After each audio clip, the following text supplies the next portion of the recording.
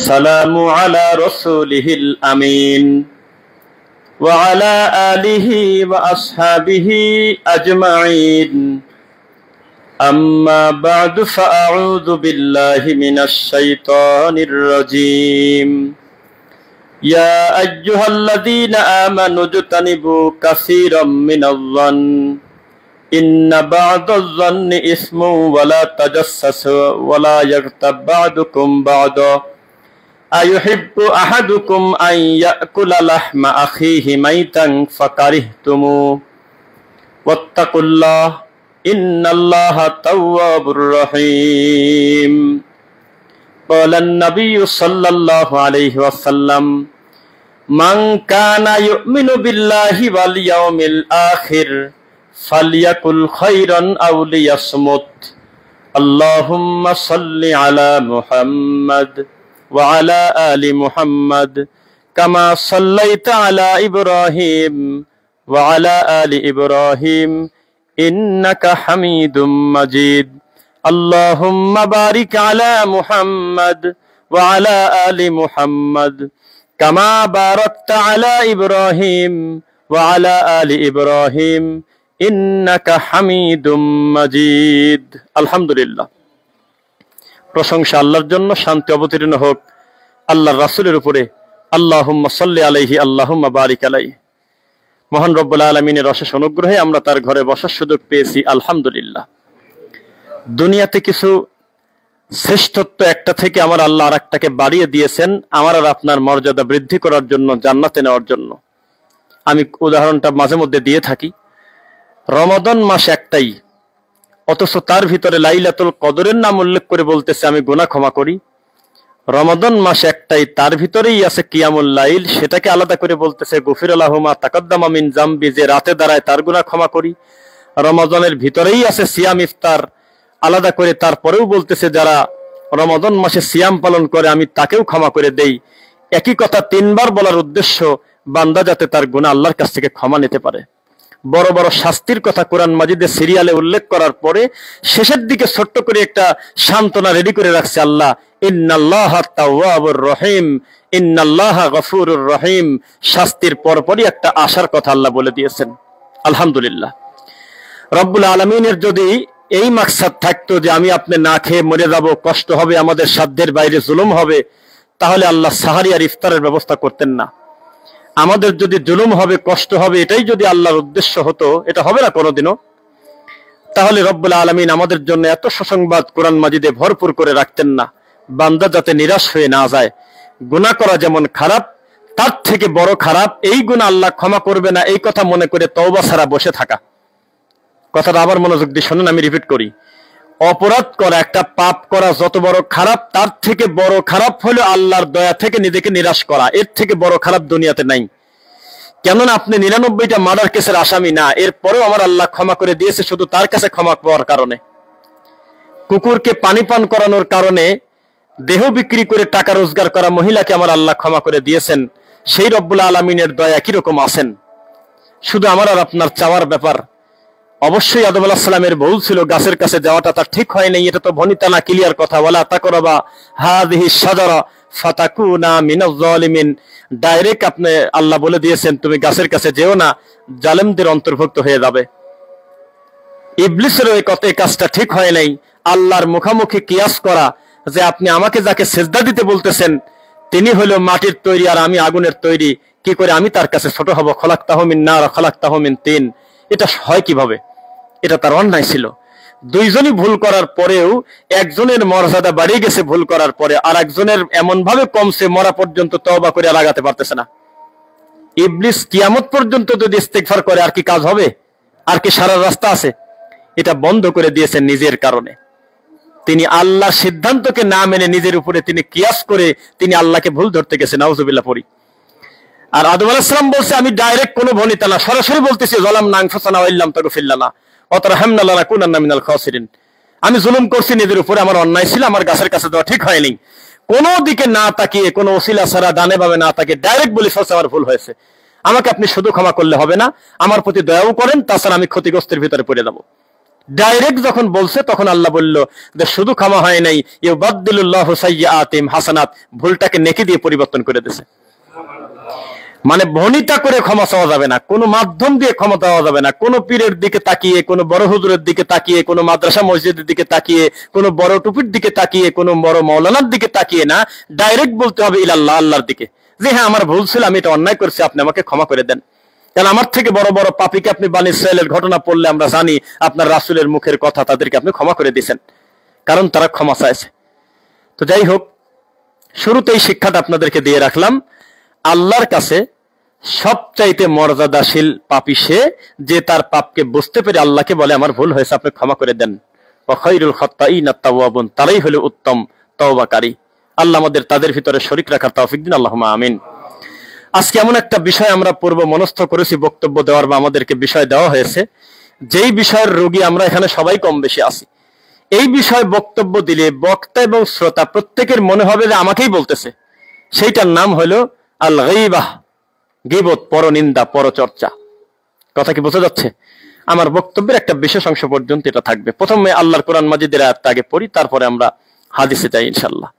আউযু বিল্লাহি মিনাশ শাইতানির রাজীম। ইয়া আইয়ুহাল্লাযীনা আমানু জতানিবু কাসীরাম মিনাজ-যন। যারা ঈমানের স্বীকৃতি প্রদান করেছে তাদেরকে আল্লাহ ডেকে বলতেছে, ওহে ঈমানদারগণ, আপনারা যারা ডাইরেক্ট এক কথায় বলেন হে বিশ্বাসীগণ, এটার পূর্ণ অর্থ হয় না। হিন্দুরও বিশ্বাস আছে, খ্রিস্টানেরও তার জায়গা থেকে তার আলাদা বিশ্বাস আছে, প্রত্যেকটা ধর্মের বিশ্বাস আছে। বিশ্বাস ছাড়া খ্রিস্টান হওয়া যায়? মারিয়ামকে আল্লাহর স্ত্রী না মনে করা পর্যন্ত ভালো খ্রিস্টান হতে পারবে না সে। ঈসা নবীকে আল্লাহর ছেলে মনে না করা পর্যন্ত ভালো খ্রিস্টান হতে পারবে না, এটা তাদের কথা। তাহলে এটা তাদের বিশ্বাস কিনা? তো শুধু বিশ্বাসী বললে তারাও বিশ্বাসী, এই বিশ্বাসের কথা বলা হয় নাই। আমানু মানে যারা স্বীকৃতি প্রদান করেছে, তাওহীদের উপরে স্বীকৃতি প্রদান করেছে, আল্লাহর একত্ববাদে, তাদেরকে আল্লাহ বলতেছে হে ঈমানদারগণ, তোমরা ধারণা থেকে বেঁচে থাকো, বেশি বেশি ধারণা থেকে বেঁচে থাকো। ইন্না বা'দায-যন্নি ইসম, কেননা অনেক ক্ষেত্রে ধারণাই হলো পাপ। কথা বোঝা যাচ্ছে? আর একে অন্যের পিছনে তোমরা গোয়েন্দাগিরি করো না।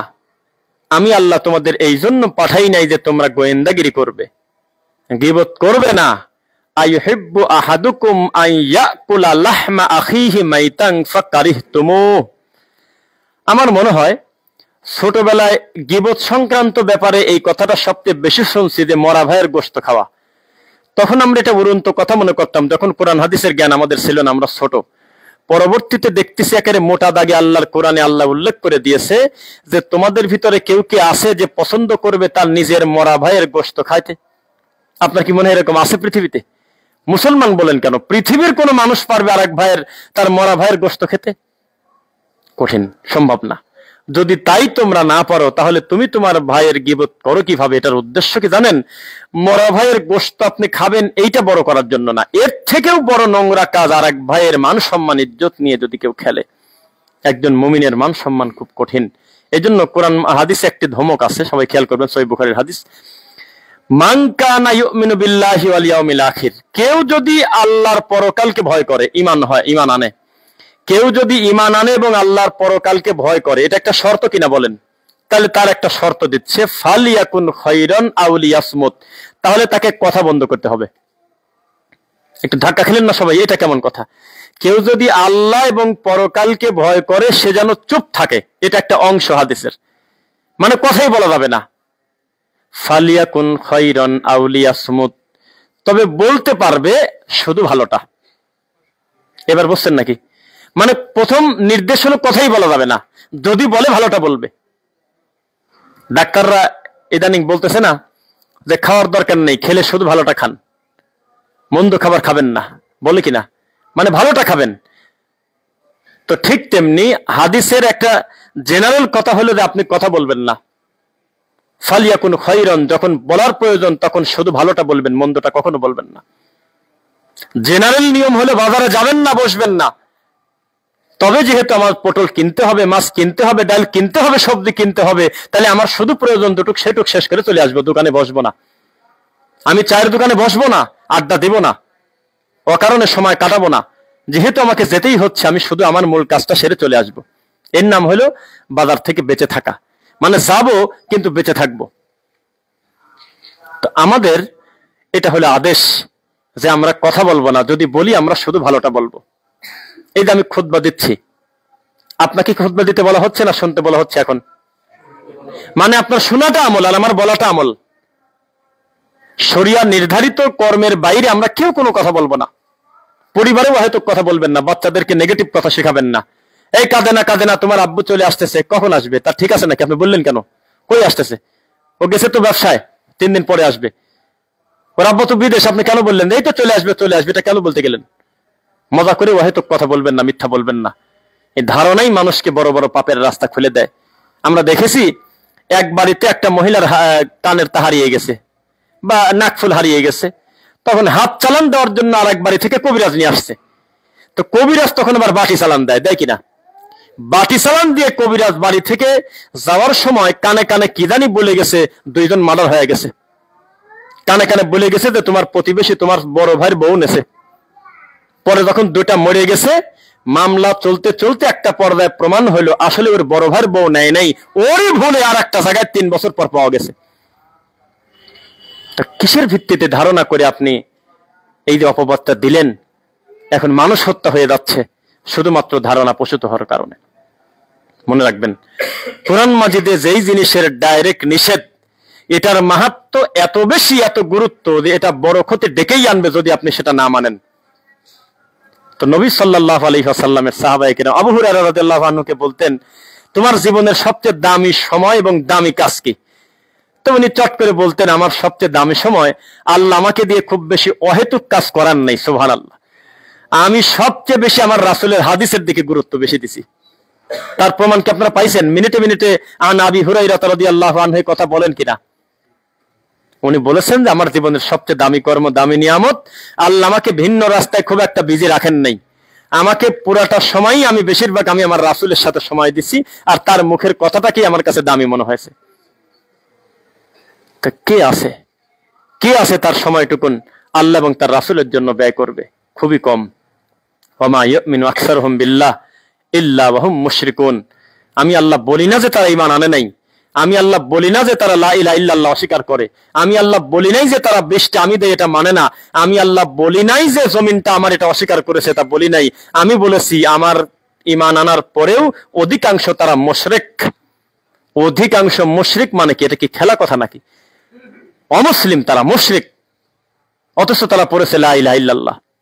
মানে এটা বোঝে নাই, লা ইলাহা ইল্লাল্লাহর জিকির বাড়িয়ে দিয়েছে, 1000 বার এটার জিকির করেছে, ঘুমানোর আগে 3000 বার 5000 বার ইল্লাল্লাহ পড়েছে, কিন্তু বুঝতে পারে না যে আমি পড়লামটা কি। যারা আমাদেরকে বলে, রাস্তাঘাটে কিছু ঠান্ডা হুজুর আমাদেরকে ধরে বলে যে বিদআত শিরক ছাড়া কি আর কিছু নাই, এভাবে বললে কি মানুষ শুনবে? আমি বললাম কি আপনি কি জানেন আল্লাহর তাওহীদটাই শুরু হয়েছে নেগেটিভ দিয়ে আগে, তারপরে পজিটিভ। কিভাবে? তো বললাম যে লা ইলাহা ইল্লাল্লাহ নেগেটিভ না পজিটিভ? তখন বলে যে হয় এটা তো নেগেটিভই হয়। লা ইলাহা ইল্লাল্লাহ মানে কি? ইল্লাল্লাহ আগে না লা ইলাহা আগে? একটু বলেন, উত্তর দেন। লা ইলাহা আগে, লা ইলাহা মানে নেগেটিভ, মানে প্রথমে সমস্ত ইলাহাকে আপনাকে দাফন করতে হবে, এটা ঈমানের দাবি।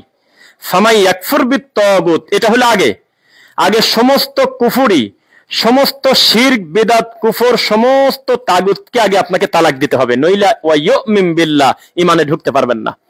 তো ঈমানের প্রথম দাবি হলো আগে কচুরিপানা সাফ করো, ভিতর থেকে বাহিরে থেকে সব জায়গা থেকে আল্লাহর তাওহীদটা পরিষ্কার করার জন্য লা ইলাহা আগে, মানে কোনো ইলাহ নাই, কোনো ঠাকুর নাই, কোনো দেবদেবী নাই, কোনো গণেশ নাই, কোনো পাথর নাই, কোনো মাজার মন্দির নাই, কোনো কিচ্ছু নাই, ইল্লাল্লাহ, শুধু আল্লাহ ছাড়া, মানে তিনি ছাড়া কোনো কিছু তোমার কিছু করতে পারবে না, কল্যাণ অকল্যাণের বাহন।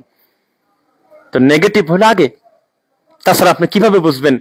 আমি আপনাকে অনেক বক্তব্যই তো শোনেন, আমি একটা কথা বলছিলাম বেশ অনেকদিন আগে, সৌদি আরবে গিয়ে আমি রাসূলের কবরের পাশে দাঁড়িয়ে বলছিলাম যে এতদিন এখানে থাকলাম, যা আমি বুঝলাম, আমার জ্ঞানে, আমি বিদ্যায়, আমি চলাফেরা করি, স্থানীয় লোকদের সাথে উঠে যা দেখলাম, জেদ্দা, সৌদি আরব সব সহ, দুবাই সহ, এই দেশের লোক আমাদের দেশের লোকের থেকে সংখ্যায় কম আমল করে। তো এটা একটা আশ্চর্য ব্যাপার। আমাদের বাঙালি যত আমল করে এত আমল সৌদির লোক করে না। আমি কিন্তু এটা মিডিয়ার সামনে কিন্তু রিপিট করে বলতেছি। কেন? কারণ বাঙালির রাত জাগা সবচেয়ে বড় দামি দামি যেই কর্ম মনে করে মাইক ফাটায়, এই কর্ম সৌদির লোক জানেই না। তাহলে আমল আমরা বেশি করলাম না? কিন্তু কোরআন মাজিদে বলা হচ্ছে আহসানু আমালা। কোথাও বলা নাই যে তুমি আমল বেশি করো তোমার আমি জান্নাত দেব। খালি বলা আছে উত্তম আমল করো, যে আমলটা আল্লাহ এবং তার রাসূলের নিয়ম অনুযায়ী মিলে যায়। এটার নাম হলো আহসানু আমালা। আমল বেশি করতে বলা হয় নাই, রাসূলের পদ্ধতিতে আমল করতে বলা হয়েছে। শবে বরাতের দিন কিভাবে চলে যাচ্ছে তারা ঠিকই পায় না। লাইলাতুল কদর পুরা মাস ব্যাপী তারা ইবাদত করে, পুরা রমজানের শেষ দশকের বিজর রাত্রি প্রতিদিন তারা কোরআন মাজিদ তিলাওয়াত করে, সাদাকা করে, কিয়ামুল লাইল করে সারা রাত। তারা স্পেসিফিক 27 তারিখে এটা মনে করে না। 10ই মুহররম কবে আসলো গেল এটাকে পালনীয় কোনো দিবস তারা মনে করে না, সিয়াম পালন করে। 12ই রবিউল আউয়ালের দিন তাদের ঢাকঢোল পিটায় 63 দিন ব্যাপী ঈদ মিলাদুন নবী পালন করে না। এরকম হাজার হাজার আমল আমাদের থেকে তারা পিছায় আছে। অথচ বাঙালি আমরা যে দৃষ্টিতে বুঝলাম, আমরা মনে করছি আমি যে যত বেশি ইবাদত করবো আমার নেকি তত বেশি। না, ইবাদত বেশি করতে বলা হয় নাই, ইবাদত হলো রাসূলের তরিকায় করতে বলা হয়েছে। যেখানে নাই ইবাদত আপনি আপনার মন মতো রাত জেগে ফেললেন, লাভটা কি হলো? দরকার আছে আপনাকে আপনার ডিউটি দিনের বেলা আপনি রাত জাগবেন, এটা কোনো বেতন পাবেন?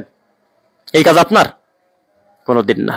আল্লাহ সুবহানাহু ওয়া তাআলা তার রাসূলকে দিয়ে যেই ইবাদত যেভাবে যতটুকুন করতে বলেছে ওই ইবাদত ওইভাবে অতটুকুন আমরা করব ইনশাআল্লাহ।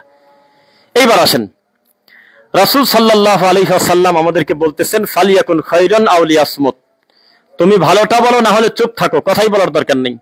কেননা চুপ থাকলেই তুমি কল্যাণ পাবে, যদি অকল্যাণ থেকে বাঁচতে চাও তাহলে তুমি কথা বলবে না, শুধু ভালোটা বলবে। এইবার আপনাদেরকে বলি গীবত কত বড় মারাত্মক পাপ। এই একটা ছোট্ট উদাহরণ দিয়ে আপনাকে বলি। যিনি গীবত করে তিনি একটা বোকা লোক, মারাত্মক লেভেলের তিনি পাগল, মেন্টাল, মানসিক প্রতিবন্ধী ছাড়া কেউ গীবত করতে পারে না। এটা সে নিজের ক্ষতি নিজে করে। এরকম মানুষ দুনিয়াতে পাওয়া যাবে যে নিজের ক্ষতি নিজে করতে চায়, নিজের আঙুল নিজে পোড়াতে চায়, নিজের হাত নিজে কেটে ফেলতে চায়? এরকম কি কেউ আছে?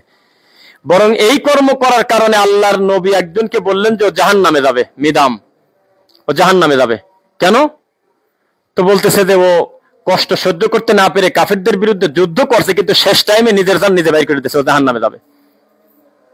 মানে নিজের উপরে তিনি স্থির থাকতে পারে নাই, জুলুম করে ফেলছে।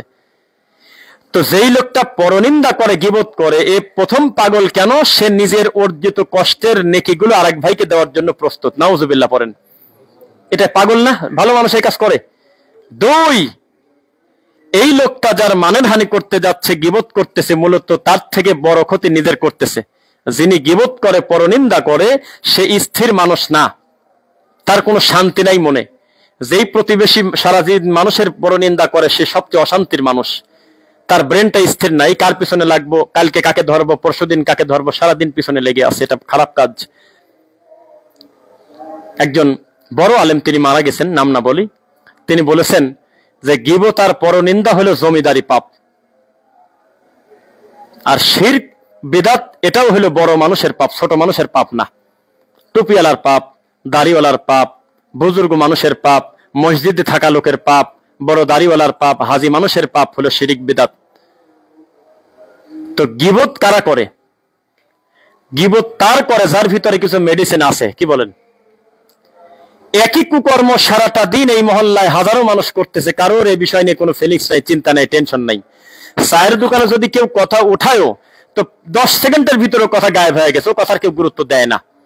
কিন্তু কোনো একটা গ্রামের কোনো টুপিওয়ালা, দাড়িওয়ালা, মসজিদের ইমাম যদি পরকিয়া করে, এটা তো মহাপাপ, এটা নিঃসন্দেহে ব্যাপারে কোনো ছাড় নাই। কিন্তু এইটা যদি কোনোভাবে চায়ের দোকানে একবার আলোচনায় ওঠে, আপনার কি মনে হয় একদিন এটার কাজা ওঠা সম্ভব? এটা গোটা এলাকার সবচাইতে দামি গুরুত্বপূর্ণ কথা। এটা হলো জমিদারি পাপ। টুপিওয়ালার ইন্টারেস্ট, দাড়িওয়ালার ইন্টারেস্ট, কি হয়েছে বলো তো শুনি। ইমাম সাহেবও দাঁড়িয়ে গেছে, কি হয়েছে একটু শুনি। এটা মানুষকে এইভাবে ধ্বংস করে। আপনাকে আমি একটি কথা বলি, গীবতের আলোচনা করতে গেলে আপনাকে উলঙ্গ সত্য বলতে হবে, নইলে আপনি ইনসাফ করতে পারবেন না। আর শিরক বিদআতের ব্যাপারে কথা বলতে গেলে দেখবেন যে চতুর্মুখী 98 জন এই বিদআত শিরকের সাথে জড়িত, ইল্লা বা'দাশ-শাই, কিছু ব্যতীত। কিন্তু গীবতের ব্যাপারটা যখন বলতে যাব তখন আমি আপনি সবাই কম বেশি জড়িত। আজকে আমার এই কথাটা আপনি কানে না নিয়ে অন্তরের ভিতরে নেন। আমরা আমাদের দুর্বলতা বলি, আমাদের শায়েখ বলেন, হুজুর বলেন, ইমাম বলেন, মুয়াজ্জিন বলেন, মুফতি বলেন, দাবা বলেন, মাওলানা বলেন, হাফেজ বলেন, যে এই ডিপার্টমেন্টে আলেম ওলামা যত আছে, দেখবেন আপনি অন্য ঘরে না গিয়ে আমাদের ঘরেও যদি দেখেন, আমাদের ভিতরে এমন এমন আল্লাহর নিয়ামত আলা হুজুর আমরা পাইছি, দায়ী আমরা পাইছি, যেই দায়ীর কাছে কোরআনের একটা শব্দ দিয়ে বলবেন যে আপনাকে আলোচনা করতে হবে, এই শব্দের উপরে 2 ঘন্টা লেকচার দিতে পারবে। আছে কিনা আমাদের দেশে? এই খুতবায় দাঁড়িয়ে উপস্থিত একটা বক্তব্য দিতে বলবেন, দাঁড়ার উপরে 1 ঘন্টা খুতবা দেবে। আমাদের এই দেশে শত শত সালাফি বিদ্যানের কোনো অভাব নাই, রেফারেন্স সহ বলে দেবে ইনশাআল্লাহ। এত বড় বড় আলেম, অন্যান্য আপনার সুদ ঘুষ জিনা ব্যভিচার তো বহু দূরের কথা, জীবন দিয়ে দেবে তবু বেদাত করবে না ইনশাআল্লাহ। কিন্তু দুর্ভাগ্যজনক বশত এমনও আছে, হালকা একটা ছোট্ট সুই দিয়ে ওই সম্মানী আলেমের পেটে একটু টোকা দিবেন, ব্লাস্ট হয়ে যাবে, হিংসা পেট ভরা। এখন এইটা সিরিয়াল করে বলার ক্ষমতা তো আমার নাই, এটা তো সিন্ডিকেটে পড়ে যাব, পরিস্থিতি কঠিন। দেখবেন বড় আলেম বসছে এক জায়গায়, বক্তা একটু পরে উঠবে, ওনার সিরিয়াল পরে 2-3 জন বসে আছে, ওনাদের সবচাইতে দামি বক্তব্য হলো উনি আর এক ভাইয়ের বদনাম করা, আর এক আলেমটার, কোনো কারণ নেই। চক্ষু লজ্জায় যারা বসে আছে মুসল্লি, তারাও বলেন এত বড় শায়েকের এই গিবতটা ঠেকাই কিভাবে, ওনাকে কিভাবে বলে ওস্তাদ আপনি কেন আর একজনের গিবত করতেছেন, বাদ দেন, বলে ওনা লজ্জায় উনিও টাইনে চলে যাচ্ছে। এরকম অসভ্য আছে কিনা? তার এলেম নিয়ে কোনো কথা বলতে পারবেন না, এমন এলেম আল্লাহ তার দিয়েছে, তার আকীদা এতই বিশুদ্ধ যে কল্পনার অতীত। তিনি আকীদার উপরে ঘন্টার পর ঘন্টা তিনি বক্তব্য দিতে পারবেন। মানহাজ তার এতই ভালো, জীবনে সালাফে সালেহিনের মানহাজ থেকে 1 ইঞ্চি সরবে না, কিন্তু পেট ভরা হিংসা। তার মানে কি? উনি এতই বোকা যে আমলের দিক থেকে, আকীদার দিক থেকে, মানহাজের দিক থেকে, সব দিক থেকে এগিয়ে, আমল যখন আর নষ্ট হওয়ার কোনো রাস্তাই নাই, শেষ পর্যন্ত ইবলিস মনে করলো ওর ভিতরে গীবত আর হিংসা ঢুকায় দাও, অটোমেটিক পাগল হয়ে যাবে। আছে কোনো দরকার আছে? আমরা হাসি, ইউটিউবে ফেসবুকে যখন লেকচার ভাইরাল হয়, আমাদের বড় বড় শায়েখ যখন মানে একেবারে অসংলগ্ন কথা বলে, যেটা ওই সম্মানী আলেমের মুখে যায় না, এটা এত বড় সম্মানী আলেমের মুখ দিয়ে কথা বলা সাজে না, এটা বাচ্চার মতো কথা। আর এক ভাইয়ের নাম ধরে ডাইরেক্ট খোলা মাঠে বলে, তখন ভিতরে ভিতরে আমরা লজ্জা পাই যে আচ্ছা, আমি রফিক বিন সাইদ আমার মৃত্যু পর্যন্ত আমি যদি পাগল না হই, জীবনে কোনোদিন যার আকীদার মানহাজ শুদ্ধ এমন আলেমের নাম ধরে খোলা মাঠে জীবনে একটা শব্দ বলবো না, বলবো না, বলবো না, এতগুলো লোকের সামনে ওয়াদা করলাম। কারণ আমি জানি এতে কল্যাণ হয় না। কোনোদিনও যার গীবত করতেছি খোলা মাঠে, এই লোকটার কোনো উপকারও আসে না, বরং এটা শুনলে উনি আরো বিগড়ে যায়, উনি আরো করা হয় ওইটার ব্যাপারে। তারপরেও যখন আমরা দেখি, চিন্তা করি আল্লাহ, আমি যেমন শুনলাম কি হজম করে ফেললাম, হাজার হাজার মানুষ আছে তারা তো তা করবে না। এটার প্রভাব তো গ্রাম অঞ্চলেও পড়ে। নতুন যারা সালাফি মানহাজ বুঝেছে, দাওয়াতি কাজ করে, তাদের তো এই বক্তব্যটা ঝামেলা পড়ে যাবে, তারা তো এগুলো সম্মুখীন হয় কিনা? হয়ে যায়। এগুলো বলার কোনো দরকার আছে কি? দরকার? আপনাকে আমি বলেছি, জান্নাত যদি আপনার হাতে দেওয়া হতো, আপনার বাপ দাদা ছাড়া ঢোকার মতো কেউ থাকতো না। এটা হলে আমাদের মানুষের স্বভাব। তার নিজের চোখ দিয়ে অন্য কাউকে ভালো দেখবেন, এটা মানুষের স্বভাব।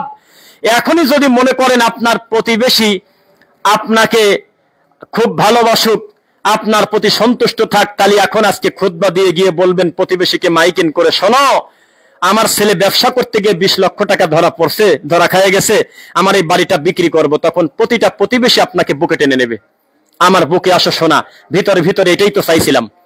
আর এখন গিয়ে বলেন যে আমার ছেলের সরকারি চাকরি হয়ে গেছে, আগামী 1 তারিখে আমার ছেলের জয়েন, প্রত্যেকটা প্রতিবেশীর মুখের দিকে তাকাতে পারবেন না, মুখটা কালো হয়ে শুকিয়ে গেছে, জাহিলি যুগের মতো। আইদা বুশিরা আহাদুহুম বিল উনসা যাল্লা ওয়াজহুহু মুসওয়াদ্দা ওয়া হুয়া কাযিম।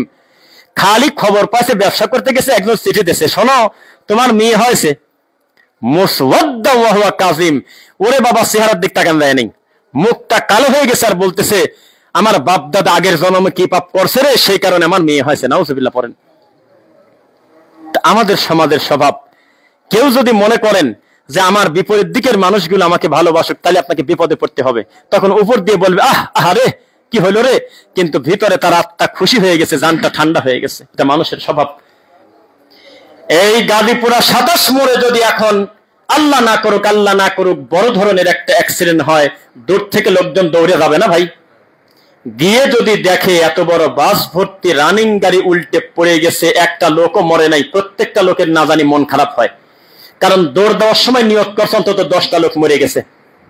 ফেসবুকে একবার খবর চলে গেছে, যেভাবে অ্যাক্সিডেন্ট হয়েছে তাতে এক বৈঠকে 50 জন লোক মরে গেছে। পরবর্তীতে দেখা গেল যে কেউ মরে নাই, হালকা একটু গোতা লাগছে, হাত কাটছে, কিন্তু এতে মানুষ খুব একটা খুশি হতে পারে নাই। দৌড় যখন দেশে তখন আশা করে গেছে অন্তত 20টা লোক তো মরছেই। মানুষ নেগেটিভ, এটা মনে করবেন। সারাটা জীবনই জাতি পজিটিভ ভালো জিনিস নিতে পারে না। আমাদের হুজুররা দোয়া করে, আল্লাহ আমাদের এই মাঠে এই বাংলাদেশে এত শিরিক বিদআত, আল্লাহ এই ভারত বাংলাদেশ পাকিস্তান পুরাটা শিরিক বিদআতের উপরে সে নাই অনেকাংশে, ভাই বলেন শিয়া আকীদায় সে নাই প্রায়, বুঝছেন? আল্লাহ তুমি হাজার হাজার দিনী ভাই তৈরি করে দাও, দায়ী তৈরি করে দাও, যাতে সঠিক আকীদা মানহাজ প্রচার করে তাদেরকে মন্দ থেকে ফেরায়। এটা উচিত। দোয়া করে না সবার সামনে, কিন্তু এটা অভিনয় করে, জানেন, ভিতর থেকেই দোয়া করে না, এটা মিথ্যা কথা। ইল্লা বাদাশাই, কিছু বাদে, এটা ভিতরে আপনাকে শোনানোর জন্য বলে আল্লাহ হাজার হাজার তরুণ দায়ী তৈরি করে দিয়ে মাঠে দাওয়াতি কাজ করার সুযোগ করে দাও, মানুষ শিরক বিদআত থেকে বাঁচুক। এটা অভিনয় করে আপনাদের সামনে, ভিতরে ভিতরে বলে। যদি একটা তার ঘরানার বাইরে থেকে যদি কেউ কোনো দায়ী তৈরি হয়, ওই লোকটার দাওয়াতি কাজের সবচেয়ে বড় বাধা হলো নিজের ঘরের সিন্ডিকেট। আমাদের মাঠে সিন্ডিকেট চলে, যদি মিথ্যা বলি লানাতুল্লাহি আলাল কাযিবিন, আল্লাহর গজব হবে মিথ্যা বললে। যতগুলো গোপন কথা আমাদের পেটের ভিতরে আছে, এইটা খোলা মাঠে যেন কোনোদিন আল্লাহ না বলায়, বলেন আমিন। এবং আমিও আমার মরা পর্যন্ত নিজের আকীদা মানহাজ আর সালাফি আকীদার স্বার্থে, আহলুল হাদিসের ঐক্যের স্বার্থে মৃত্যু পর্যন্ত আর এক ভাইয়ের গোশত আমি খাবো না, খাবো না, খাবো না, ইনশাআল্লাহ খাবো না। কিন্তু আমার মতো যা আছে ভিতরে, এরকম আরো 5 জন যদি খোলা মাঠে বলে, তাহলে অনেক বড় বড় লোকে ল্যাংটা হয়ে যাবে তাদের সামনে। এত অসভ্য। মানে আপনার সন্তানকে আল্লাহ ভালোবেসে একজন দায়ী তৈরি করবে, এটা আপনার হুজুর সহ্য করতে পারবে না, মাজার পূজারী সহ্য করে এনেছে। মাজার পূজারী বুঝে গেছে যে এই মানুষটার দ্বারা আমাদের মাজারের ক্ষতি হচ্ছে, আমাদের কুফর আর শিরক আর করার বেশি দিন পাচ্ছি না, আমাদের তাবিজ ব্যবসা প্রায় বন্ধের দিকে, আমাদের জিলাপির ব্যবসা প্রায় শেষের দিকে। কিন্তু নিজের ঘরের একজন দায়ী কোনোদিন বলবে না বড় হুজুর যে মাশাআল্লাহ ছোট ভাই কি ছেলে, আল্লাহর কাছে দোয়া করি তুমি আরো বড় হও, তোমার ওই জিনিসটা ভুল ছিল তুমি সংশোধন করে নিও, এটা বলবে না, কোনোদিনও বলবে না। সবাই ফনা ধরে বসে আছে। 99টা ভালো কাজ করেছে আপনার ছেলে, একজন দায়ী, একজন তরুণ আলোচক আমাদের এই মাঠে। কোনোদিনও আমাদের বড় হুজুররা বলবে না মাশাআল্লাহ, এই কথা বলবে না। তবে একদিন যদি মানুষ হিসেবে কোনো আকীদা মানহাজে অথবা কোনো ব্যাপারে ভুল করেন, সেই দিন দেখবেন যে আপনি পরিস্থিতি কত কঠিন এবং কত আগে থেকে আপনাকে ফলো করে তারা। তখন লিখবে বলছিলাম না এরা খারাপ, এদেরকে তোমরা ঠাঁই দাও, এরকম নোংরামি করবে, ল্যাংটা হতে তারা বাধ্য হবে জাতির সামনে, তাদের হায়া লজ্জা নাই।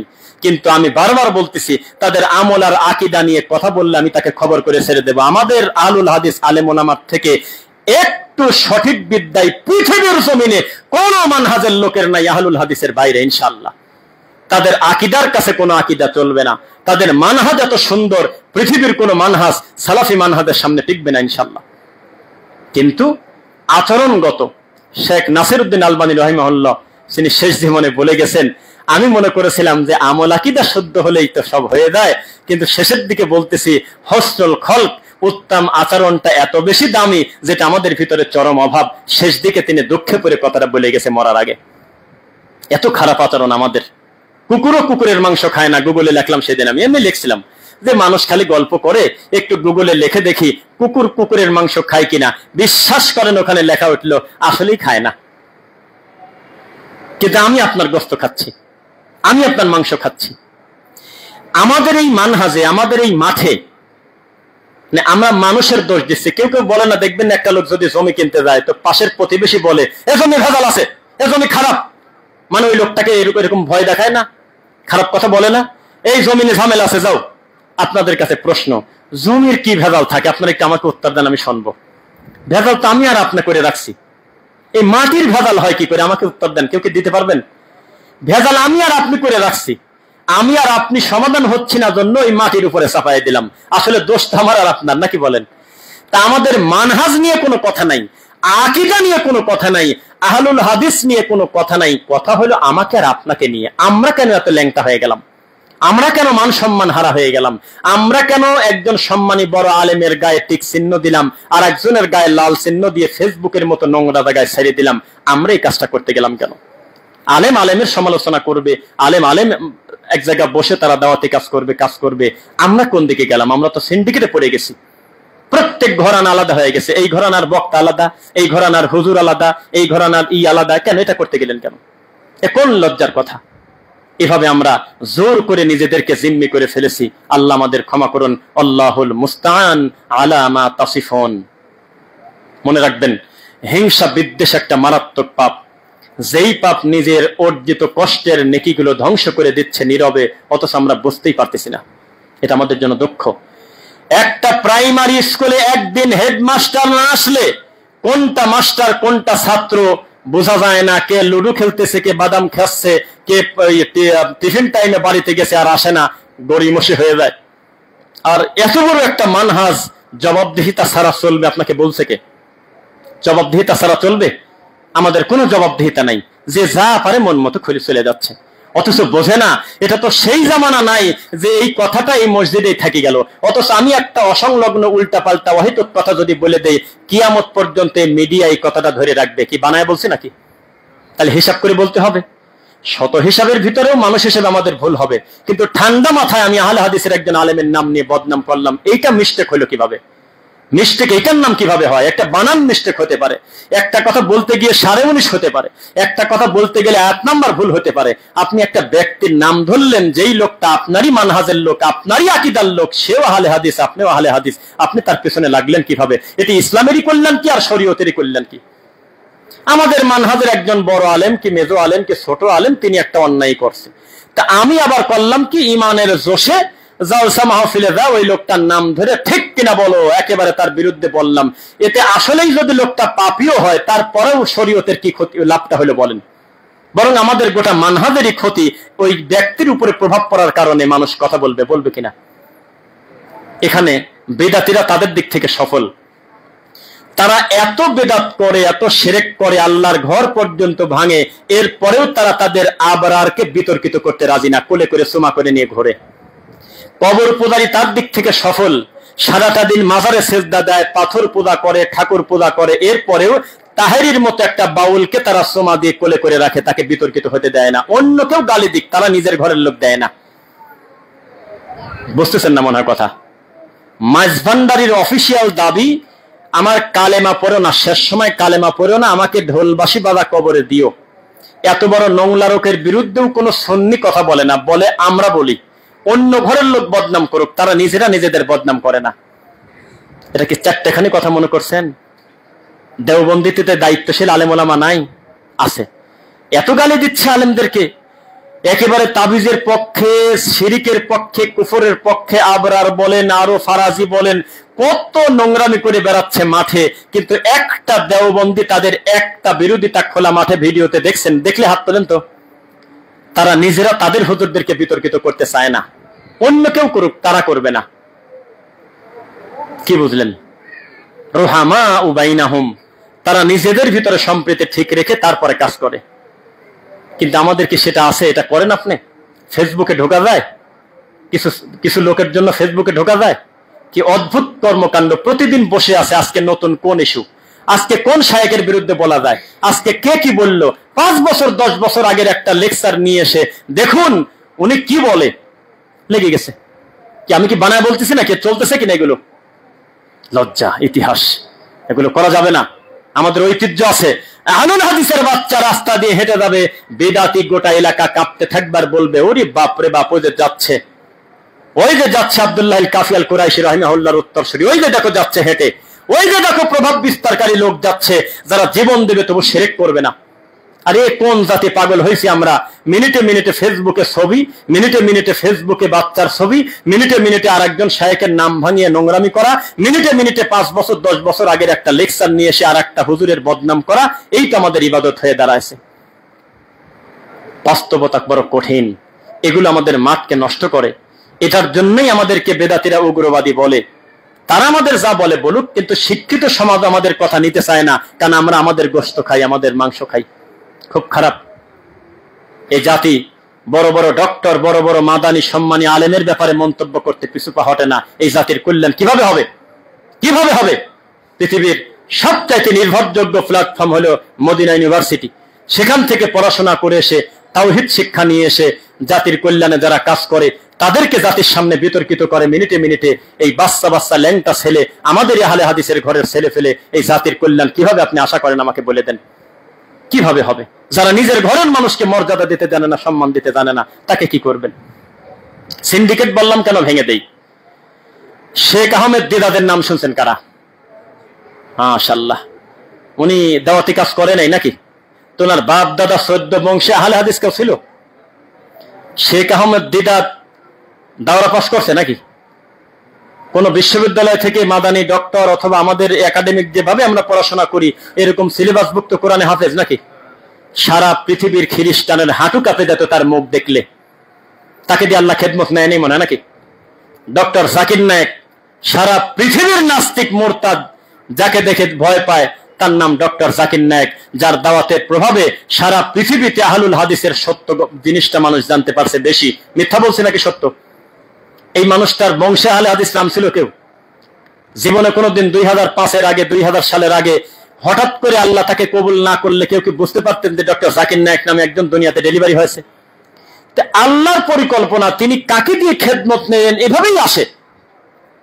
ব্রাদার রাহুল ভাই মুসলিম হয়েছে কয় বছর আগে? তার বাপও মুসলিম ছিলেন, বিষয়টা বুঝেন। আপনার ব্রাদার রাহুল ভাই, বিষয়টা এখান থেকে আবার বলি। ব্রাদার রাহুল ভাই দাওয়াতি কাজে যখন আসলো, তার মাত্র 2-1 বছর আগের কর্ম দেখলেও পৃথিবীর কারোর কল্পনা ছিল না যে এই লোককে দিয়ে আল্লাহ তাওহীদের খেদমত নেবে। কম্পিউটার দোকানে বসে আছে, আর 5 জন মানুষের মতো বসে আছে, দাড়ি নাই, মোছ নাই, কি তার কাটিং, কি তার চলাফেরা, তাকে দিয়ে আল্লাহ কাজ নেয়নি। তো নেওয়ার পরে এই লোকগুলো সবচেয়ে বাধার শিকার হয় নিজের ঘর থেকে। ওই যে সিন্ডিকেট থেকে আসে নাই, তার নিজের ঘর থেকে বের হয় নাই, কোলের ভিতর থেকে আসে নাই, সহ্য করতে পারে না। অথচ সিস্টেমটাই এটা, ইউখরিজুহুম মিনাজ যুলুমাতি ইলান নূর ওয়া ইউখরিজুহুম মিনান নূরি ইলাজ যুলুমাত। আল্লাহর সিস্টেম হলো অন্ধকার থেকে আলো বের করে, আলো থেকে অন্ধকার বের করে। ইব্রাহিম আলাইহিস সালামের বাপ অন্ধকার না? নূহ আলাইহিস সালামের একটা ছেলে মার্ডার কেসের আসামি না? লূত আলাইহিস সালামের স্ত্রী অন্ধকার না? এইভাবে যদি আপনি সিরিয়াল করতে যান, বেশিরভাগ ক্ষেত্রে অন্ধকার থেকে আল্লাহ আলো বের করছে। আলো মানে কে? ইব্রাহিম আলাইহিস সালাম আলো, ইউসুফ আলাইহিস সালাম আলো। এভাবেই আল্লাহ আলোকে বের করছে অন্ধকার থেকে, আবার অন্ধকার থেকেও আল্লাহ আলো বের করছে। অন্ধকার হলো আজর, আলো হলো তার ছেলে ইব্রাহিম। এটা সিস্টেম। আপনি সারাদিনও যদি কান্না করেন, আমি যেহেতু বড় শায়েখ, আমার ছেলে বড় শায়েখ হবেই হবে, এটাকে আপনার পরিকল্পনা না আমার আল্লাহর ইচ্ছা? দেখা গেল যে আপনার কল্পনার বাইরে একটা মাজার পূজার ঘর থেকে আমার আল্লাহ একজন দায়ী তৈরি করে দিয়েছে, সঠিক আকীদার হতে পারে কিনা? মাজারের খাদেমকে আল্লাহ তওবা পড়ায়, মাজারের খাদেমকে দিয়ে আল্লাহ আহলে হাদিসের খেদমত নিচ্ছে, পারে কিনা? পারে। সব মেনে নিতে পারে, কিন্তু আমাদের আহলুল হাদিসের ঘর থেকে তখন ওই লোকটাকে মেনে নেবে না। তার 10 বছর ধরে তার পিছনেই লেগে থাকবে। সিন্ডিকেট নাই যে, ওই যে আমাদের অফিসিয়াল ঘরে মাদ্রাসায় যেহেতু সে পড়ে না, এই জন্য তাকে মেনে নিতে পারবে না, খুব কঠিন। এই জন্য অনেক লোক ঝরেও যায়, মনের দুঃখে ঝরেও যায়, দুঃখে কষ্টে চাপ সহ্য করতে না পেরে চলেও যায়। খুব খারাপ, এটা দুঃখজনক আমাদের জন্য। আল্লাহ আমাদের সঠিক দিনের উপরে রাখুন, আল্লাহুম্মা আমিন। সর্বোপরি এই প্রতিষ্ঠানটা হয়েছে, এটা কিন্তু হয়েছে আমাদের ঐক্যবদ্ধতা আর আল্লাহর দয়ার কারণে।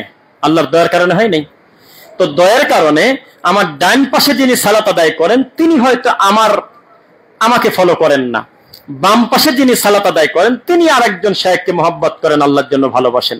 এখন আমি আর ব্যক্তিগতভাবে দুইজনকে আমি আলাদা মনে করব না, আমি মনে করব আমাদের আকীদা মানহাজ যেহেতু শুদ্ধ, বৃহৎ স্বার্থে আমরা সবাই এক, আলহামদুলিল্লাহ।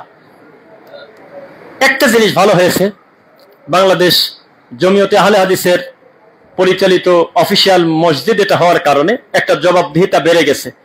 আল্লাহ না করুক কোনো ধরনের কোনো বাধা আসলে, বিপরীত দিক থেকে কোনো ঝামেলা আসলে, এখন আর ব্যক্তির কোনো অসুবিধা না, একদম অফিসিয়াল ভাবে একটা সাড়া পাওয়া যাবে, একটা দায়বদ্ধতা থাকবে কিনা ইনশাল্লাহ। এটা আমাদের জন্য একটা কল্যাণকর, যে এককভাবে আগালে আমরা যে সুফলটা পাবো, সম্মিলিতভাবে অফিসিয়ালি যখন আমরা একটা প্রতিবাদ জানাবো, একটা কাজে আগাবো, সেই কাজে আমরুহুম শুরা বাইনাহুম, আল্লাহর একটা রহমত থাকবে ইনশাআল্লাহ। সর্বোপরি গীবত থেকে আমরা বেঁচে থাকতে চাই, বলেন আমিন। এরকম সাহস আপনার আছে কিনা আমি জানি না, তবে আমি চেষ্টা করি, প্রথম দিকে না পারলে এখন চেষ্টা করি। কি মনে করলে সেটা আমার দরকার নেই, আমি চট করে থামায় দেই, অথবা এমন একটা ভঙ্গি করি, এমন একটা আচরণ করি যাতে আমাদের এই বড় হুজুরটা লজ্জা পায়, ওই গীবতটা বন্ধ করে, এরকম একটা কৌশল করি আমি। এটা করবেন, থামিয়ে দিবেন। জালেমকে সহযোগিতা করবেন। ধাক্কা খেলেন না সবাই? জালেমকে সহযোগিতা করবেন, মাজলুমকে সহযোগিতা করবেন। কেউ কি এটার হাকিকত বুঝেছেন? হাদিস এটাই লেখা আছে। আল্লাহর রাসূল মাজলুমকে সহযোগিতা করলাম, যেহেতু তার প্রতি জুলুম করা হচ্ছে এটা মেনে নিলাম। জালেমকে সহযোগিতা করব কিভাবে? রাসূল বললেন তার জুলুম থেকে ঠেকাও, তিনি যাতে কারোর প্রতি জুলুম করতে না পারে তাকে ঠেকাও, এটাই হলো তাকে সহযোগিতা করা। বুঝেছেন আমার কথা? তো যখন একজন সম্মানী আলেম, শায়েখ, হুজুর, যেই হোক না ভাই, ইমাম, খতিব, মুয়াজ্জিন আরেক ভাইয়ের গীবত করতেছে, সঙ্গে সঙ্গে মুখটা আটকে ধরেন অথবা কৌশল করে হাতখান ধরে সালাম দিয়ে বলেন যে ক্ষমা চাচ্ছি, এতে কোনো কল্যাণ নাই, এটা বন্ধ করেন। উনি লজ্জায় হোক, এলেমের কারণে হোক, দেখবেন ইনশাল্লাহ এই কর্ম থেকে তিনি ফিরে আসবেন। ইনশাল্লাহ, ইনশাল্লাহ আসবেন, কোনো লাভ হয় না। আরেক ভাইয়ের নাম ধরে জাতিকে বলতে যদি হয়, তাহলে কট্টরপন্থী বিদআত আর শিরককারীর নাম বলেন, যিনি প্রকাশ্যে দিনের ক্ষতি করতেছে তার নাম বলে দেন। আপনি নুরা পাগলার নাম বলেন, তার লাশটা কবর থেকে তুলে পোড়ানোটা ভুল ছিল, কিন্তু এই রকম নোংরা লোকদেরকে সমাজে টিকায় রাখে কারা? এদেরকে ধরতে হবে। এই সমস্ত নুরা পাগলা জীবিত থাকতে নিরীহ হাজারো মানুষকে অমুসলিম বানায়। ইমাম মাহাদি দাবি করে নিজেকে, আদা সহ্য করার এগুলো বলা যায়? বলেন, মুক্তি বলা যায়? ইমাম মাহাদি দাবি করে নিজেকে, আপনারা আঙুল চষেন, আপনারা ঘুমান, প্রশাসন নীরব, দেশের সামাজিক দায়িত্বশীল নীরব, মসজিদের ইমাম নীরব, মাদ্রাসার মুহতামিম নীরব, আল্লাহর ঘরের মুসল্লি নীরব। বিষয়টা কি? এই নুরাদেরকে বাড়তে দেয় কারা? এরা কেন অফিসিয়াল ভাবে তার জীবদ্দশায় মিছিল করে না? মরে যাওয়ার পর তার লাশ পুরানোর মধ্যে কি কল্যাণ আছে বলেন? সে তো চলেই গেছে, তার হিসাব তো আল্লাহর কাছে পৌঁছে গেছে। নাকি রাগ করলেন আপনারা? জীবিত থাকতে এদেরকে বাড়তে দেন কেন?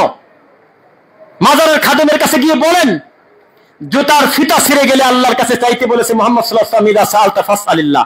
তো তুমি ঠাকুরের কাছে পড়ে আসো, কল্যাণটা কি, লাভটা কি? আশেপাশে কত এতিমখানা, কত নিরীহ মানুষ, কত বিধবা মহিলা, একটা সেলাই মেশিন কিনে দিলে উপকার হয়। খয়রাতে গরু কিনলে কেন? উত্তর দাও। মাজারে টাকা দিচ্ছ, কত নিরীহ জায়গায় দেখো আল্লাহর ঘর, মাদ্রাসা, মসজিদে বাচ্চাদের ভালো কার্পেট নাই, যার উপরে রাত্রে ঘুমাবে। মাজারে টাকা দিলে কি কারণে? দাওয়াতটা জীবিত অবস্থায় দেন, মরার পর দেন কেন? মরার পর দাওয়াত দিচ্ছেন, কার কাছে দিচ্ছেন দাওয়াত? এই সমস্ত নোরা পাগলাদের ব্যাপারে আপনারা সতর্ক থাকেন। কোন নোরা পাগলা এই বাংলার জমিনে দেখতে চাই না, বলেন ইনশাআল্লাহ। এদের ব্যাপারে শক্ত থাকতে হবে, সাবধান। হুজুররা তো ব্যস্ত আছে আল্লাহর ঘর ভাঙা নিয়ে, কিভাবে কার আমিন জোরে বলল, কে আমাদের পদ্ধতি মানে না, কে আমাদের খয়রাতের বিরোধিতা করলো, কে আমাদের তাবিজ কবজ চলে গেল, আমাদের মিলাদ জিলাফি চলে গেল, খানকা ব্যবসায় আগুন লাগলো, চট করে দৌড়ে গিয়ে আহলে হাদিস মসজিদে একটা বাড়ি মারে, দৌড় পরে গিয়ে আহলে হাদিস দিনী ভাইয়ের মাথার বাড়ি দেয়, দৌড়ে গিয়ে আহলে হাদিস ভাইদেরকে একটু ব্যঙ্গ করে বসে। এতে কি তোমরা কি ঠেকাতে পারবে? লা তাসালু তাইফাতুম মিন উম্মতি যাহিরিনা আলাল হক লা ইয়াদুররুহুম মান খাযালাহুম হাত্তা ইয়াতি আমরুল্লাহুম কাযালিক। আল্লাহর নবী বলেছেন, আমার উম্মতের পরিস্থিতি যত শেষের দিকে যাবে তত খারাপ হবে। কি হবে বলেন? খারাপ হবেই হবে। এরপরেও আমি নবী ঘোষণা দিয়ে গেলাম, একদল পরিস্থিতি যতই খারাপ হোক তারা হকের উপরে থাকবেই থাকবে ইনশাআল্লাহ। আর সেই দল যে আহলুল হাদিস, সেই দল যে আসহাবুল হাদিস, সেই দল যে মানহাজে সালাফ, এই দল যে কোরআন এবং সহিহ হাদিস মানা দল, এই ব্যাপারে কলম ধরেছেন যারা, তাদের ভিতরে একজন হলো ইমাম বুখারী রাহিমাহুল্লাহ, সুবহানাল্লাহ। তাদের ভিতরে একজন হলো ইমাম আহমদ ইবনে হাম্বল রাহিমাহুল্লাহ। তাদের ভিতরে একজন হলো ইমাম ইবনু কাসির রাহিমাহুল্লাহ। তিনি বলেছেন, ইবনে কাসির, যে আমি কোরআন মাজিদের একটি আয়াত আছে, আমি যখন পড়তে যাই আমার খালি আহলে হাদিসদের কথা মনে পড়ে। সুবহানাল্লাহ। সে আয়াতে কি বলা আছে? প্রত্যেকে বিচারের মাঠে তার ইমাম সহকারে উঠবে। কথা বোঝেন নেই? তা আমি যখন পড়তে যাই এই আয়াতটা, আমার খালি আহলে হাদিসদের দিক তাকায় খুব শান্তি লাগে, মানে খুব হিংসা হয়। কেন? আহলে হাদিসদের ইমাম খালি মুহাম্মদ সাল্লাল্লাহু আলাইহি ওয়াসাল্লাম, আর কাউকে তারা ইমাম মানেই না, সবাইকে সম্মান দেয়। কেন? ইমামের নাম আসলে খালি মুহাম্মদ সাল্লাল্লাহু আলাইহি ওয়াসাল্লামের নাম নেয়। তাহলে তাদের ইমাম হবে মুহাম্মদুর রাসূলুল্লাহ সাল্লাল্লাহু আলাইহি ওয়াসাল্লাম। বলেন ইনশাআল্লাহ। আপনাদের ইমাম নাই? ওরা তো মিথ্যুক। যারা বলে আমাদের ইমাম নাই, আমাদের ইমামের নাম হলো মুহাম্মদ সাল্লাল্লাহু আলাইহি ওয়াসাল্লাম। যারা বলে আমাদের মাযহাব নাই, তারা মিথ্যুক। আমাদের মাযহাব হলো ইসলাম, আমাদের ইমাম হলেন মুহাম্মদ সাল্লাল্লাহু আলাইহি ওয়াসাল্লাম। সুবহানাল্লাহ। ওরা বলে, আরে নদী তো একই। ওই বরিশাল থেকে হুজুর বলতেছে, একটা গাভীর যেহেতু 4টা বান থাকে, তাহলে 4 মাযহাবই হক। এটা বলে দলিল। কোন দুঃখ কাইর কই রাখি। কিভাবে? কয় যে 4টা বান থেকে কি এক জায়গা থেকে দুধ আসে না আলাদা আলাদা জায়গা থেকে? কয় এক জায়গা থেকেই আসে। কয় হানাফি, মালিকি, শাফি, হাম্বলির নাম ভিন্ন হতে পারে, মূলত ইসলাম থেকেই আমাদের আসা। আমরাও জবাব দিছি, তোমরা যেই জায়গা থেকে 4টা বান আলাদা বানাইছো, আমরা ওই মূল জায়গার নামই হলো আমাদের আহলুল হাদিস। আমাদের আর এই আলাদা কোনো সিরিজ টানার দরকার নেই, কোন অ্যাঙ্গেল দরকার নাই। ডাইরেক্ট বলবো আমাদের ইমাম মুহাম্মদ সাল্লাল্লাহু আলাইহি ওয়াসাল্লাম, সরাসরি বলবো আমাদের মাযহাব ইসলাম ইনশাআল্লাহ। আল্লাহ তুমি আমাদের অতীতের ভুল ক্ষমা করো, গীবতের মতো ভয়াবহ পাপ থেকে তুমি আমাদেরকে বাঁচাও। বারাকাল্লাহু লানা।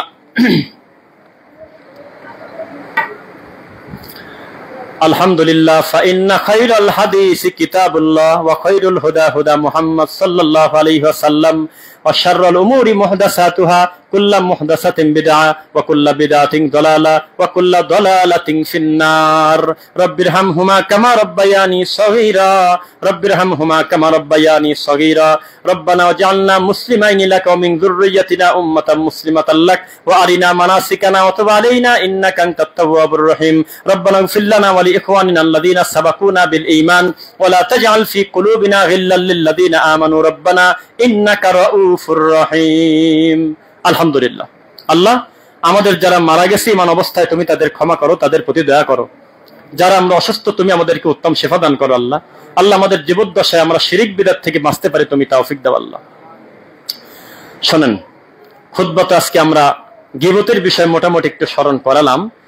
আমি আমার এই দাওয়াতি মানহাজে, আমি আমার দাওয়াতি প্রচার করতে গিয়ে আমি আমার এই ছোট্ট বিদ্যায় একটা জিনিস শুধু আমি পাইছি, যে সমস্ত ঠান্ডা হুজুররা সমাজে ভালোটাও বলে না মন্দটাও বলে না, আঙুল দিয়ে উল্লেখ করে দেয় না কোনটা কোনটা খারাপ, কিন্তু বক্তা ভালো, তারাই হলো বেশি ক্ষতি করছে আমাদের এই মানহাজের। এরা হলো সত্য গোপনকারী। কথায় কথায় যারা বলে একটু আস্তে আস্তে বলো এই সেই, এটার দ্বারা জাতির কল্যাণ হয় না। আস্তে আস্তে ডেট কবে, একটু উত্তর দেন আমি শুনি, ডেট কবে? যারা বলে একদিন এই জাতির ঠিক হবে, কবে? আর কতগুলো মসজিদ ভাঙলে তারা ঠিক হবে? আর কতগুলো আহলে হাদিস ভাইকে গালিগালাজ করলে, মানুষের ব্যাপারে ইহুদি খ্রিস্টানের দালাল বলে আমাদের গালি দেওয়ার পরে ঠিক হবে? একটু ডেট দেন তো শুনি। আপনি বলতেছেন দিন দিন আমাদের মানহাজের লোকের সংখ্যা তো বাড়তেছে আলহামদুলিল্লাহ, ওইদিকে আটটসি বলতেছে গতবারের থেকে এবার 200 গরু বেশি আয়েছে। আপনি বলতেছেন আলহামদুলিল্লাহ প্রতি বছর আমাদের মানহাজের লোক সংখ্যা বাড়তেছে, ওদিকে চরমনাই অফিসিয়াল ঘোষণা দিয়েছে অন্যান্য বারের থেকে এবার আরো 100 বিঘা জায়গা বেশি নেওয়া লাগলেও জায়গা দেওয়া যাচ্ছে না। তো কেউ কি বসে আছে?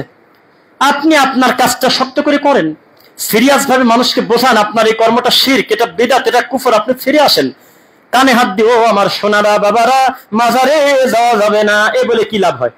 কি লাভ হয়? এভাবে কোনো প্রভাব পড়ে নাকি? কথা বলতে হবে, কেটে ছিঁড়ে যাবে ভিতরে। ও বাড়িতে যাবে আর বলবে সর্বনাশ, মাজার পূজা করা, কবর পূজা করা, কোন মানুষের কাছে সহযোগিতা কামনা করা আল্লাহ ব্যতীত এতই খারাপ।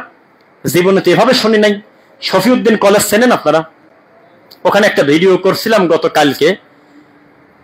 আমরা সালাত আদায় করে বের হব, বসে কথা বলতে বলতে আহলে হাদিসের শায়েখরাও রয়েছেন, কথা বলে যখন বের হচ্ছি হঠাৎ করে দেখি যে 5-6টা ছেলে, তারা স্কুলের ছেলে, ইউনিফর্ম পরা, শফিউদ্দিন স্কুলের ছাত্র, তারা আসছে নামাজ পড়ার জন্য, প্রত্যেকের প্যান্টটা টাকনোর উপরে। কোন আলহামদুলিল্লাহ। তখন আমি মনে করলাম সুযোগ পাইছি ওদের একটু দাওয়াত দেই। তো বললাম বাবা নামাজ পড়ার পরেই কিন্তু তোমরা প্যান্টটা টাকনোর নিচে দিয়ে দিবে, তাই না? কয় হ। বললাম যে এটা করা যাবে না, নামাজ হোক আর নামাজের বাইরে হোক পুরুষ মানুষ সর্বদা টাকনোর উপরে কাপড় পরবে। মনে থাকবে তোমাদের? আল্লাহর কসম এখানে সাক্ষী আছে, ঠিক না? এমন ভাবে ওরা কথা বললে আমাদের তাকায়, আমি দায়িত্ব নিয়ে বলতেছি, এর আগে ওদের কাছে সঠিক দাওয়াতটা কেউ দেয় নাই। এরপরে বললাম যে তোমরা এই খন্ড খন্ড নামাজ পড়ো কেন? ওখানে 2 জন, এখানে 1 জন, ওখানে 3 জন, এভাবে পড়ে কেন? কিভাবে পড়বো? আর ওরা মনে করছে যেহেতু আমি জামাত পাই নাই, তাহলে আমি যে যখন সময় পাবো আমি আমার মতো দাঁড়া যাবো। তখন আমি বললাম আমাদের নবী সাল্লাল্লাহু আলাইহি ওয়াসাল্লাম শেখায়েছেন 1 জনের থেকে 2 জনের সালাত উত্তম, 2 থেকে 3 জন, আমি 1-এর অধিক যখনই হব আমি জামাতের সঙ্গে আমি আমার আরেক ভাইকে সাথে নিয়ে সালাতটা পড়ে নেব। তাহলে তোমাদের ভিতরে কেউ ইমাম হতে পারবে? কোরআন পড়তে পারো? কয় আলহামদুলিল্লাহ পারি। বললাম তুমি সামনে যাও, পিছনে তোমার এই 4 জন মুসল্লি হবে। আপনি সত্যি করে বলেন তো দেখি, এভাবে যদি সঠিক আকীদার দাওয়াত যদি প্রত্যেকটা মসজিদের ইমাম জুমার খুতবায় দিত, এই দেশে এত শিরক বিদআত থাকতো? আরে অন্য লোক ঘুমিয়ে আছে জন্যই তো আমাদের এই কড়া করে কথা বলতে হয়। অন্যরা তাদের দায়িত্ব পালন করে না বিধায় তো আমাদেরকে সিরিয়াস ভাবে বলতে হয় শিরক কাকে বলে, বিদআত কাকে বলে। নাকি বলেন আপনারা? আল্লাহ হেদায়েত দিক, বলেন আমিন। মনে রাখবেন, কোরআন এবং সহিহ হাদিস আমরা এমন ভাবে আঁকড়ে ধরবো মারির দাঁত দিয়ে। কোন দাঁত দিয়ে? জীবন চলে যাবে, ছাড়বো না, বলেন ইনশাল্লাহ। এখন প্রতিষ্ঠানের স্বার্থে আমরা দুই চারটা কথা বলবো আল্লাহর জন্য। কার জন্য? সবাই আমার দিকে তাকাবেন ইনশাল্লাহ। এই দায়িত্ব আপনাদেরকে নিতে হবে। নিজের পকেটের টাকা দান করলে নেকির পরিবর্তে গুনাহ হয়, আল্লাহর কসম গুনাহ হয় যদি জায়গা ঠিক না থাকে। এখনই মাজারে দিলে টাকা গুনাহ হবে না নেকি হবে? কোন বেদাত এবং শিরককারী প্রতিষ্ঠানে টাকা দিলে নেকি হবে না গুনাহ হবে? কারণ আপনার টাকা পাওয়ার কারণে সে বেদাত আরো শিরক আরো বেশি করে চর্চা করবে। সুতরাং আপনার জন্য দানের খাত এই তাওহীদ আহলে হাদিস মসজিদ। আপনার জন্য দানের খাতি হলে আমাদের মানহাজের ঘর। কেন?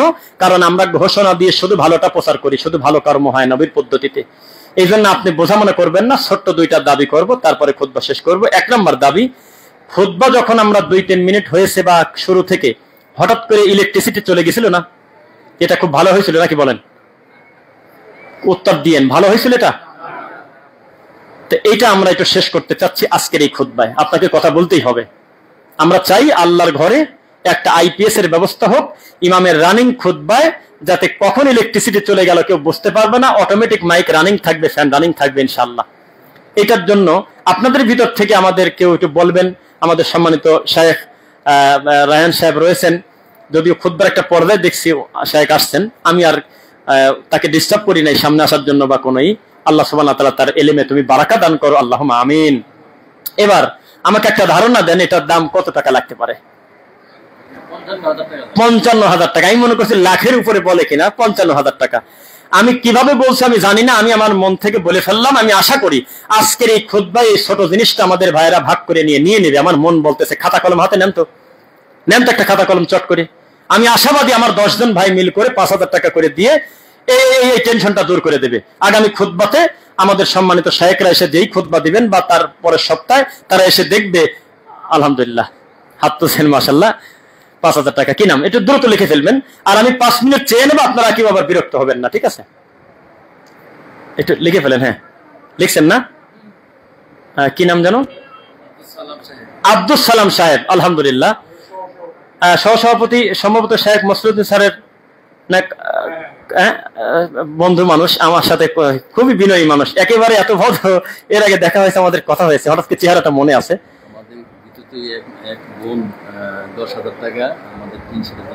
আলহামদুলিল্লাহ, আমাদের একজন বোন, তিনি 10,000 টাকা আল্লাহর ঘরে এই টিনের জন্য তিনি মানে উল্লেখ করে ফেলছে। আলহামদুলিল্লাহ। আল্লাহ আমার বোনের সাদাকা তুমি কবুল করো। ভাই আমি 10টা হাত আগে দেখি, বাকি হিসাব পরে। চট করে হাতটা তুলে ফেলেন যে 5,000 টাকা আমি আল্লাহর ঘরের আইপিএস এর জন্য মনস্থ করলাম। একটু বলে ফেলেন। আব্দুল সালাম সাহেব দিয়েছেন, এখন একটু বলেন। আলহামদুলিল্লাহ, একটু বলেন ভাই বলেন। আর আম ভাবে কে কত দিবেন এটা পরে, ওটা আমি কিছু বলি নেই, পরে একটু বলেন। হ্যাঁ মাশাআল্লাহ, 2 জন হয়েছে না? হ্যাঁ 3 জন। কি নাম সাহেব? জি বেলাল হোসেন ভাই। মাশাআল্লাহ, বেলাল হোসেন ভাই 5,000।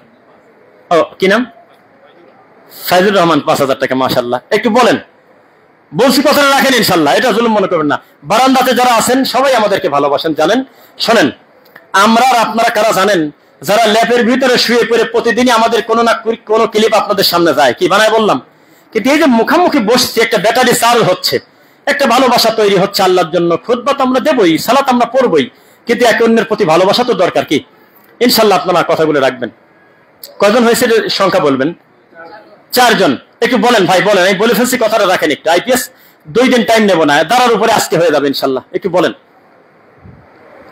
টঙ্গী বাজার আহলে হাদিস মসজিদে খুতবা দিতে গেছি একদিনে ওই মাদ্রাসার যত ছাত্রর খানা খেতে যত টাকা লাগে দাঁড়ার উপরে এক বৈঠকে হয়ে গেছে। এখন তারা কবে দেবে সেটা নিয়মিত কেউ মিস করছে কিনা এটা তার আমার দায়িত্ব না। ওটাই প্রতিষ্ঠানের পর থেকে জীবনে আজও পর্যন্ত এক বৈঠকে পুরা মাসের দায়িত্ব কেউ নিছে। মাসুদুল বাসেদ হাফিজাহুল্লাহ একজন বড় দায়ী এবং ভালো আমাদের একজন বড় ভাই, তিনি এগুলো জানেন। তো বলছে যে এটা আমরা অকল্পনীয়, একটা খুতবাতে এভাবে আল্লাহ সহজ করে দেবে। আমি তো প্ল্যান করে দেয় নাই, খালি মুখ দিয়ে বলছে কিছু ছেলে পেলে আছে, আবাসিক কি করা যায়, কতগুলি আছে খালি লিস্ট করেন, এক বৈঠকে শেষ। ইনশাল্লাহ এটাও আল্লাহ করবে ইনশাল্লাহ। হ্যাঁ একটু বলেন ভাই, কেউ বলতেছেন না? 4 জন 5 জন হয়েছে, একটু আপনারা বলেন যে 5,000 টাকা করে আমরা দিয়ে আমরা শেষ করবো ইনশাল্লাহ।